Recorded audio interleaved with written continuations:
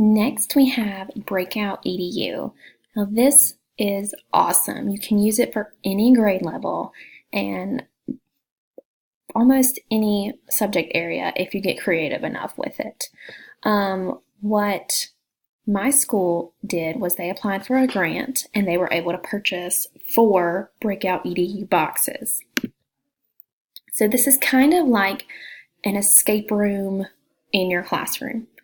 I have heard of people buying their own boxes and their own locks, and it might be like less expensive that way because it is a little more pricey.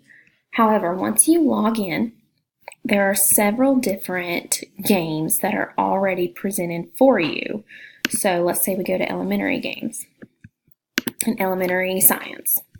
Some of these you have to purchase and some are free. Once you log into the free one or the purchase one, whichever, it gives you the whole story, all of the lock combinations to set on your own locks, and the setup instructions. It also provides you with a video tutorial to help with any questions that you might have. And then at the end, it also has some reflection questions to ask your students. What